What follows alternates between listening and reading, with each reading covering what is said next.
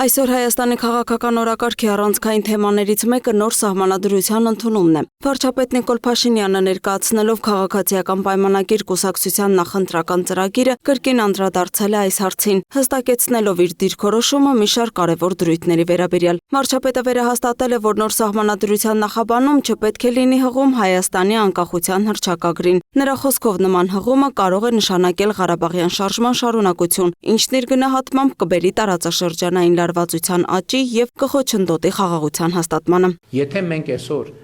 ընդունենք նոր սահմանադրություն եւ այդ սահմանադրության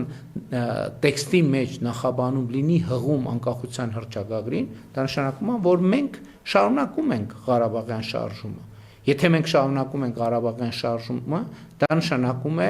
վերսկսում ենք կոնֆլիկտը Ադրբեջանի հետ։ Եթե վերսկսում ենք կոնֆլիկտը Ադրբեջանի հետ, այդ նշանակում է արդեն, որ խաղաղությունը հնարավոր չէ։ Փաշինյանն ընդգծել է, որ եթե Հայաստանը շարունակի այդ քաղաքական ու գաղափարական գիծը, ապա դա կարող է հանգեցնել Ադրբեջանի հետ հակամարտության վերսկսման։ Միաժամանակ նա նշել է, որ նման մոտեցումն անուղղակիորեն կարող է վերակենդանացնել նաև Արևմտյան Հայաստան կամ ծովից ծով Հայաստան գաղափարախոսությունները, ինչն ըստ նրա փակուղային է ներկա աշխարհաքաղաքական պայմաններում։ Մեր գաղափարախոսությունը այն է, որ մենք պետք է կենտրոնանանք Հայաստանի Հանրապետության ինքնիշխան տարածքի վրա, միջազգայինորեն ճանաչված տարածքի վրա, Հայաստանի Հանրապետության քաղաքացիների անվտանգությունը, բարեկեցությունը ապահովելու խնդրի վրա։ Մենք երեք բանակի հատվածում խոսելու ժամանակ էլ այդ մասին ասացի։ Հայաստանի Հանրապետության բանակը Հայաստանի Հանրապետության ինքնիշխան տարածքից դուրս չպետք է կիրառվի բացառությամբ այն դեպքերի, երբ մենք միջազգային մանդատների շրջանակներում իրականացնում ենք խաղաղապահ առաքելություն,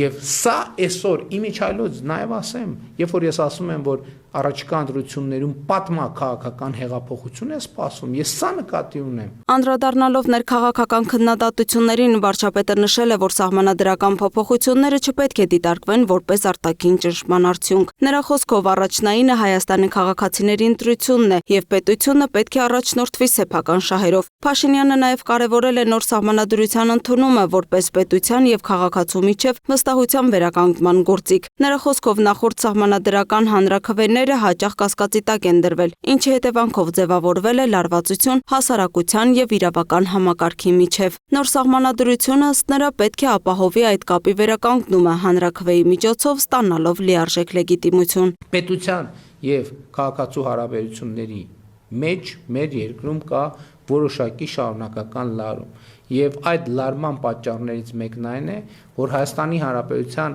քաղաքացիների շրջանում չկա ընկալում, որ այն իրավակարգը, որը Հայաստանի Հանրապետությունում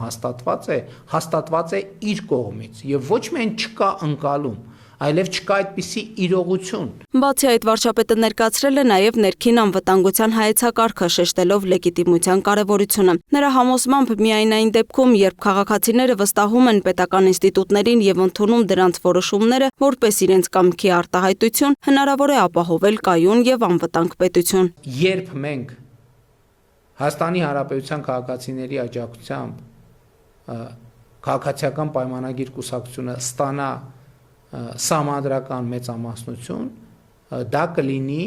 որ պատմաքաղաքական հեղափոխությունը ըստ էության տեղի է ունենում եւ ժողովուրդը նախնական հավանություն տալիս է այս նախագծին, այս ծրագրին եւ Հայաստանի Հանրապետության քաղաքացիները արձանագրում են, որ իրենք տեր են կանգնում իրենց պետությանը, առաջին հերթին տեր են կանգնում իրենց պետությանը եւ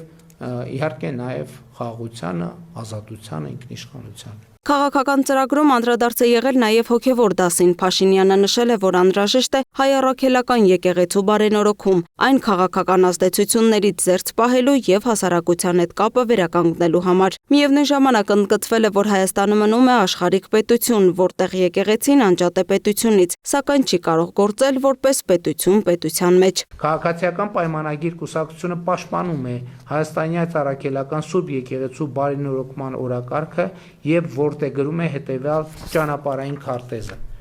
Ա. Հայաստանյան առաքելական Սուրբ եկեղեցու փաստացի պետի հեռացում հանգստի կոչում։ Բ. Սահմանված կարգով կաթողիկոսական տեղապահի ընտրություն։ Գ. Հայաստանի այդ առաքելական Սուրբ եկեղեցու կանոնադրության ընդունում, կանոնադրությամբ պետք է սահմանվեն ամրագրված սկզբունքների պահպանման, ֆինանսական թափանցիկության եւ հոգեվորականների բարեվարկության ապահովման կառուցակարգ է։